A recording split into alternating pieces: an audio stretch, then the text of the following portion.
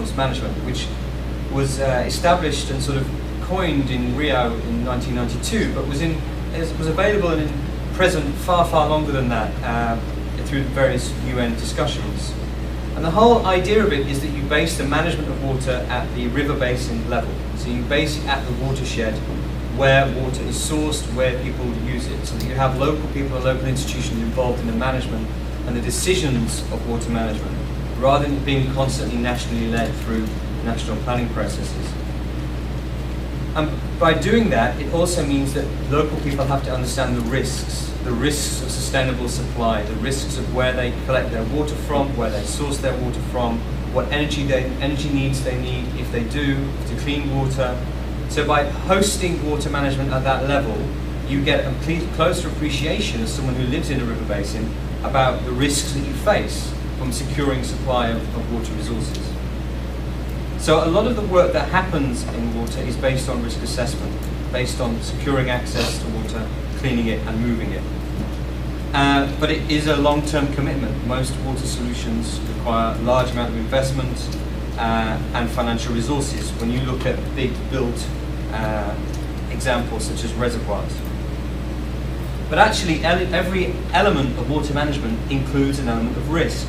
You can't locate sewer lines and pipe networks unless you understand a lot of the issues over what could damage them and what damage they could cause should there be a rupture of a sewage pipe, for example, and the impact on, in this case, it could be a marine environment.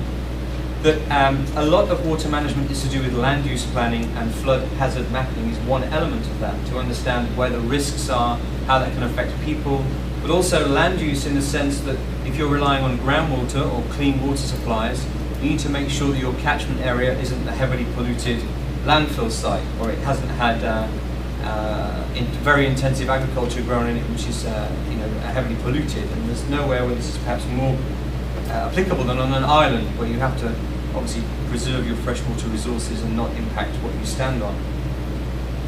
One thing that it's tried to do, integrated water resource management, and with limited success, is that it recognises cross-sectoral needs, and it's designed to reduce the risk on those other sectors. Because obviously, water is probably affected more by agriculture and energy policies than it is by anything else. So you can have the world's best water policy, but it will be impacted more often than not through energy needs and agricultural demands, because agriculture uses 70% of the world's water. So the whole idea of integrated water management is that it actually recognises those other impacts on it and tries to work with cross-sectoral issues and cross-sectoral institutions to try and really negotiate the trades-off in good water management to the needs of energy users, dams, industry. But it's focused on avoiding failure of the system. So I heard we were talking about water systems earlier on. The water network, where you source water, where you clean it, and where you get it to people, is the water system. And obviously ecosystems have a large role to play in that process. They help store and clean water. So the whole point of water management is to try and avoid any breakages in that system. Obviously when disasters occur, breakages in that system occur. You suddenly find you can't get water to people, and you have to solve that problem as quickly as you can. But water is quite traditionally dominated by supply side approaches. It's all about demand. Where can we get this water from? Rather than understanding, well, we need to match that sort of element with controlling the supply of that water. And you're looking at ecosystems as a solution. And one of the ways that we've been doing that is looking at really natural solutions as water infrastructure. River systems, groundwater systems, they operate in very much the same way as a built solution does. They help store water, they help slow release of water, they help absorb nutrients, they help clean water, and they also move water about. They help convey it through the connectivity of river basins and their links to groundwater. And that's really important, because when we start putting things in the way in floodplains, that's obviously when there are flooding and we have disasters occur, people are in the way and a lot of their livelihoods, but also that's when the water system starts to fail, because we're not understanding about putting things in the way in floodplains also affects the natural linkage between ecosystems and built solutions such as reservoirs. When you think of it also as nature as part of the infrastructure of water supply and water sanitation solutions and flood risk management, then it also helps you talk across these sectoral boundaries to engineering departments, energy departments, Ministry of Agriculture, for example. So from a disaster risk perspective, that gives you an entry point to talking to multiple sectors about how actually you need to source water, or you need to understand about where water potentially poses a risk to people. But water is, at the end of the day, a technical subject, and it lives in a very political world, because water is quite often used for a variety of different leverage points in the institutions that we have. So you have to recognise that one of the key things that we've always tried to focus on as IUCN is trying to work with water in that political environment, and not ignore the fact that institutions operate as institutions, and sometimes we don't always like what they do. So really, what I want to try and get across is that there are built solutions, but there are natural solutions to focusing on water management, and that healthy, strong watersheds, they help store and they help supply water, and they help clean water, and they help move water about. And this is quite important, because using the natural environment also offers solutions for disaster risk reduction. It allows you to understand, by looking at it from that perspective, where are the landslide risks, where are the flooding risks, where are the pollution risks, how can I use the natural environment much more to my advantage in reducing risk on populations and infrastructure that are in the river basin. So I think just a couple of summary points there, that integrated water resource management supplies, it supports and complements disaster risk reduction. It addresses risks, because that's what water management is all about. And it, of course, it focuses on these cross-sectoral needs of water. And it really focuses on trying to protect the integrity of water resource management and what the watershed can deliver. And in some cases it's not perfect and it's not ideal. I can certainly give you some examples where it isn't. But also it does use tools which are very valuable for disaster risk communities, such as land use planning, hazard mapping, and it looks at things such as storm surges and landslides, and hydrology brings a lot of that information to the table.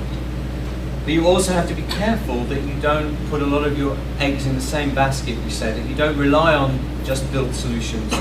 This photograph down on the far right, for example, is the example of a local solution to try and reduce flood risk from this rising river. This is in Fiji. But actually, it does little to reduce risk infrastructure such as this. It actually increases it.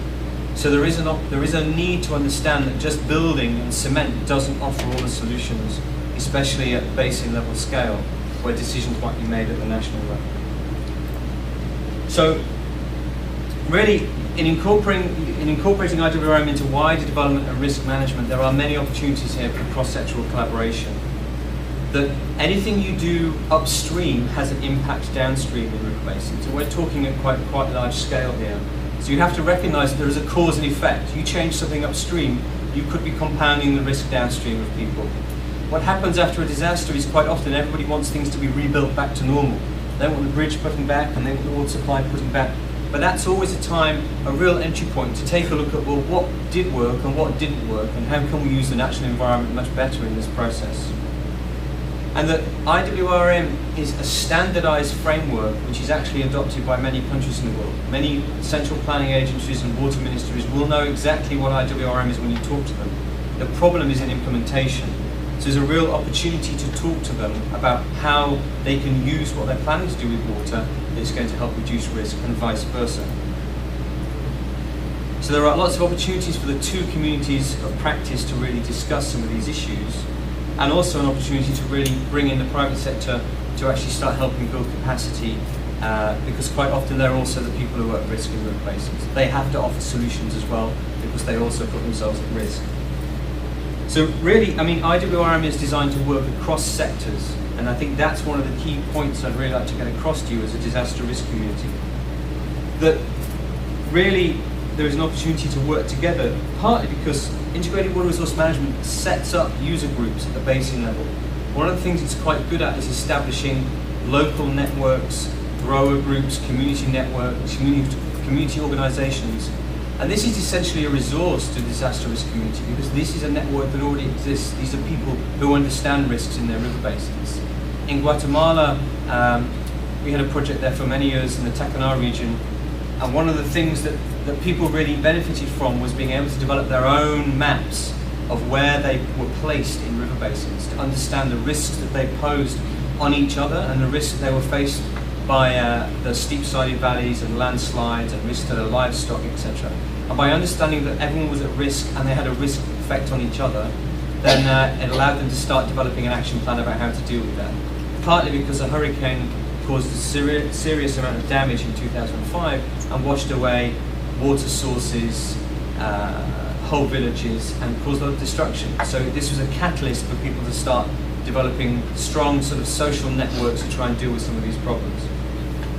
And really, I think one of the last things is that IWRM has this strong convening power in river basins. When I say river basins, I'm operating at scales here of sort of 200 kilometers squared, but you could take that down to 50 kilometers squared, just to fairly small areas. And by using that convening power, I think that's got quite a lot of weight that disaster risk community could engage with and use more, considering, if we go back to the beginning of what I was saying, that 90% of disasters are all water related. So there's an opportunity here to work much closer with that community. And that community has access to a lot of resources, so I think a lot of it will be about redirecting interventions and understanding how you can work much closer with natural infrastructure. Thank you.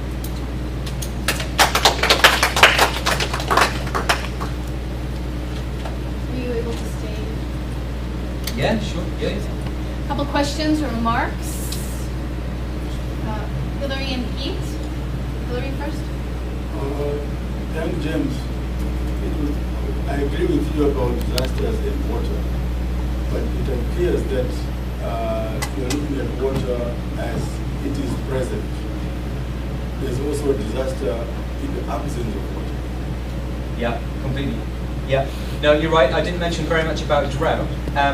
Drought planning and storage of water in that sense for emergencies is something that IWRM is only really starting to begin to deal with, because quite often a lot of that type of work has always been handled by, you know, to coin a phrase, sort of drylands people, and actually bringing them into the discussion is something that's been happening recently over the last sort of 2-3 years.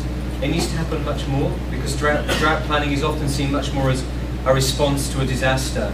The problem with drought is it's very difficult to know when it starts, because it's very hard to know when a drought actually really takes effect. And actually a lot of drought is associated with sea surface temperatures. And so I think there's an opportunity here for water resource management to really use early warning systems, link much closer with lots of the technical information to be able to foresee and plan ahead for these types of interventions. The problem with natural infrastructure and drought is it's very hard to store the volumes of water you need completely in natural infrastructure for drought. You have to start looking at supply solutions as well. Pete, and then we'll have the... Sorry. Yeah? Small addition. There is the element of drought, but there's also the element of misuse of water. The RLC example is lack of water, not because of drought, but because of misuse of water. So completely, yeah. Or by agriculture, again, yeah. Pete, and then Gonzalo will come and present, because I know he needs to go back to his workshop. Yeah, I have two questions, observations. I used to work with the Delta Growers on integrated water resource management, so it's a bit my topic. I'll try not to be too specific, but still, I think one big discussion I always have with my engineers colleagues is about the role of forest in integrated water management. Some of them were really against that because forests are evaporating and they had less water to manage thanks to that. So I would like you to elaborate a bit on that role, because I saw nowhere in your list forest as such. You're talking about soils and watersheds, forest. The other thing is that also people call it integrated water resource management, but some of these activities are increasing hazards. Yeah. Think of dam construction, and we're not only talking about waterborne diseases, but if you do that in large dam construction in volcanic areas, it provokes earthquakes, and there are quite a few examples now about it. Not to talk about the risk for biodiversity, especially downstream also. People tend to think about upstream because flooding that they can imagine, but downstream people that are depending on the ecosystem functioning downstream are quite often heavily affected. Maybe you could elaborate a bit on those two aspects. Sure. If I take the second one first, you're quite right. Dams is a very controversial issue, and They are designed for multiple purposes. It could be energy, it could be water supply, irrigation, but also they are often designed in river basins to reduce risk through controlling releases of water to reduce flooding. But that has a huge, incredibly detrimental ecosystem effect. You're right, completely, and I don't have any comeback on that. Dams are difficult issues. Most lenders have environmental safeguard policies. The problem is nowadays that most lenders are not the ones who have environmental safeguard policies. So that is a tricky issue. The opportunity though with dams to actually build them better is there, and to learn the lessons so that you can actually build in more run-of-the-river dams, that you can look at much more variable flow systems. That does exist. It's just, it costs more, and therefore people are not willing to pay for it. The funders are. So that's something that is it's still on the table. It's going through a new debate process which will start very soon on trying to learn the lessons from those sort of big dam structures. There's always a trade-off, however, in the sense that people want to live in river basins because they provide a lot of natural benefits, traditionally, culturally, socially, financially. But also you put yourself at risk by living in a river basin. And dams are there to help reduce that, but they therefore come with a trade-off of impacting ecosystem service downstream. So it's a trade-off process. It's not an easy thing. I mean, if you look at the Indus, the millions of people who eke a livelihood out of the Indus, and it provides regional food security, but they put themselves in the river basin and they set a home in the river basin, and they want everything putting back to normal immediately after the big floods. And a lot of the big floods were due to often the mismanagement of infrastructure and linking infrastructure systems together, working with the natural environment, and that often gets forgotten at times of crisis. So that's your first point. So your other point on forests, yeah, forests and water are always very controversial. My perspective on it is that the benefits forests bring to a watershed from a water hydrology perspective are much more limited than people realise, because they are, especially old forests, because they transpirate a lot of water, they intercept a lot of water. The issue that they store and sponge water in soils has limited validity, because quite often the soils are not the right soils for storing a lot of water, or they're very shallow. So you have to take into account that in most cases forests often do not contribute a lot to, they will contribute a lot to ecosystem health, but they do not contribute a lot from a water perspective. I mean, I was just in Beijing last week looking at the Miyun watershed north of Beijing, which supplies 90% of the city's water. They're very, very concerned in Beijing about the growth of the city and where they can get their future water supply from. And they are planting forests at a rate of knots around the environment in areas where there's degraded land. Some of it is regenerating, which is quite good to see. And that's great, because it provides a local livelihood for people, but there is timber bans in some areas, so people can't actually access the use of these resources. But from a water perspective, you have to be very careful that it doesn't actually reduce your overall flows, especially in an environment which is dry, taking a dry hydrology.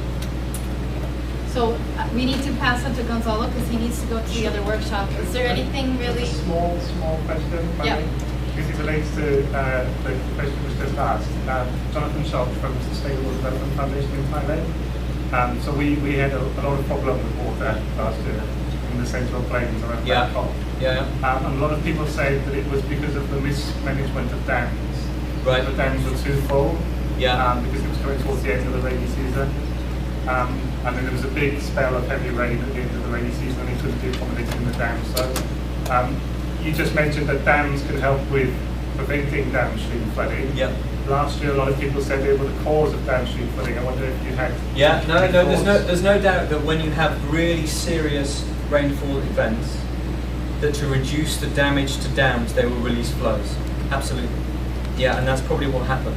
The difficulty that you had in Bangkok, my understanding is that just through the development of that area, you've lost a lot of the connectivity of the ecosystem. So the natural floodplains have now got many things in them, and you've lost all the natural channels which were able to move water about. But when you start to hit urban areas, you hit areas which cannot have infiltration. You have streets which are perfect water networks because they're able to channel water quickly around, which is exactly how you would design a sort of river system. So when you have that series of sort of systemic problems going on with dams at full capacity where flows have to be released, then that's when you have a problem like you had in Bangkok. Yeah. And also, I mean, but there's also a sort of down effect there, which is something that Australia is very good at, is keeping your drains clear, keeping all your channels clear. Local community action to do that, as well as municipal action, to keep drainage systems clear and free flowing. Not only is it a healthier environment for people, but that's where you will get the through flow of water at these times. And in some cases, with climate change, we are going to see increased heavy storm events. Thank you very much, James. I think that was an interesting viewpoint on some of the trade-offs between an ecosystem approach, pure approach, and some built infrastructure, and how do we manage both together, and especially heavily populated areas. Radhika, would you like to please introduce Gonzalo, our next speaker? So Gonzalo is a very respected senior social policy advisor for IUCN. Gonzalo is based in the IUCN headquarters in Switzerland, but he works with all our offices all around the world to help foresters, ecologists, marine scientists understand the need to work with communities and understand the need for social issues to be integrated into environment.